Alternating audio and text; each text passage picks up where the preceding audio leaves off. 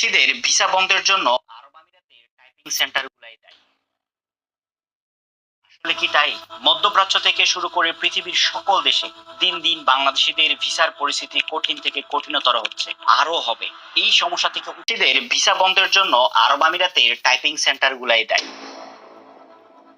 আসলে কি তাই?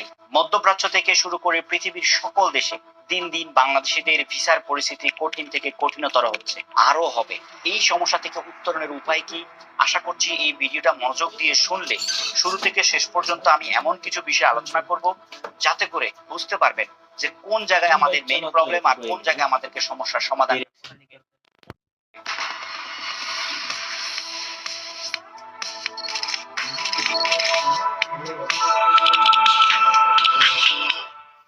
গ্রামের একটি চায়ের দোকানে বসে থাকা তরুণ হঠাৎ এক দালালের প্রলোভন শুনে বিদেশে যাওয়ার সিদ্ধান্ত নেয়।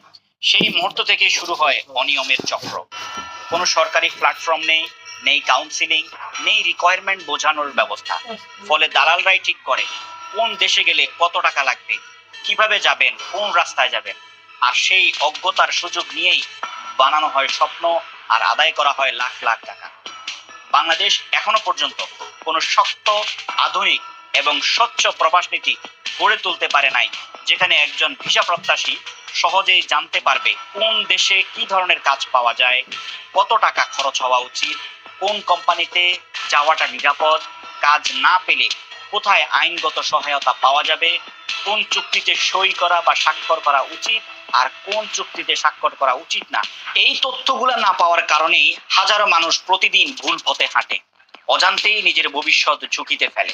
সরকার যখন দায়িত্ব নিয়ে স্পষ্ট প্রক্রিয়া তৈরি করে না, তখন সেই সুযোগে দালাল চক্রের জন্ম হয়। তারা বলে আমিই করে দিব, এক সপ্তাহে ভিসা দেব, লাখ টাকা কামানোর সুযোগ। আর এইসব কথা বিশ্বাস করে মানুষ তাদের জমি বিক্রি করে, সঞ্চয় খরচ করে, অন্যের কাছ থেকে টাকা ধার করে বিদেশে আসে।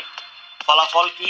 কোনো কাজ পায় না, অনেকে ভিসা রিনিউ করতে পারে না, ইচ্ছা থাকা সত্ত্বেও অনেকে বৈধ থাকতে না পেরে অবৈধ হয়ে যেতে বাধ্য হচ্ছে। আর এর ফলে শেষ পর্যন্ত অন্য দেশের কাছে সম্পূর্ণ জাতির উপরেই নেতিবাচক ধারণা তৈরি হয়। তখন বিদেশি দেশগুলা নিজেদের স্বার্থেই ভিসা কঠিন করে ফেলে আমাদের জন্য। এটাই আজকের বাস্তবতা।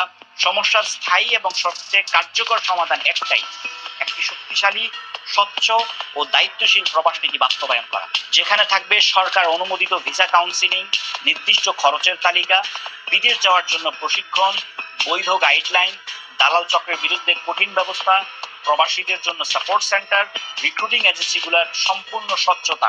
তখনই একজন সাধারণ যুবক